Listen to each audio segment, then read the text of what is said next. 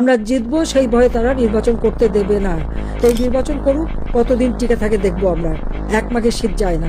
আওয়ামী লীগের কোনো নেতাকর্মী ভোট দেবে না, যতই আমার বিরুদ্ধে বদনাম দিক, যতই আমাকে মৃত্যুদণ্ড দিক। আওয়ামী লীগ যদি ইলেকশনে অংশগ্রহণ করে, জনগণ আওয়ামী লীগকেই ভোট দেবে।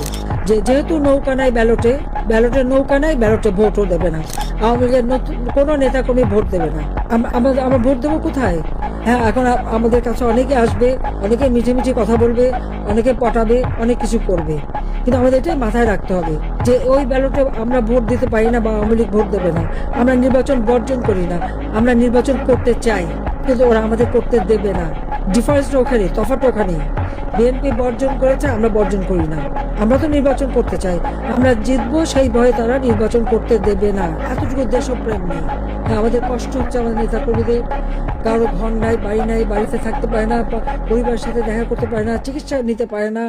তার উপর তাদের অত্যাচার, নির্যাতন যেভাবে গায়ে হাত তুলছে, কারা কারা করছে সমস্ত নাম তালিকা করে রাখতে হবে। আর আমার বিরুদ্ধে তো একটা তো হচ্ছে প্রায় 400-র উপরে মামলা, আমি হত্যা করেছি, তার উপর আবার মৃত্যুদণ্ড দিয়েই দিয়েছে। এখন আর ভয় কিসের? ওই শাস্তি তো পেয়ে গেছি। এবং ওই নির্বাচনে সবাইকে বলে দিতে হবে জনগণকে যে আপনাদের ভোট কেন্দ্রে যাওয়ার দরকার নাই, ভোট তো ওরা নিজেরা ঘোষণা দিয়ে নেবে। তারপরে তাদের নির্বাচনের কি হয় সেটা আমরা দেখব। এরপরে সরকার গঠন কারা করে আর কিভাবে চলে সেটা আমরা দেখব। জনগণকে এ ব্যাপারে শক্ত থাকতে হবে।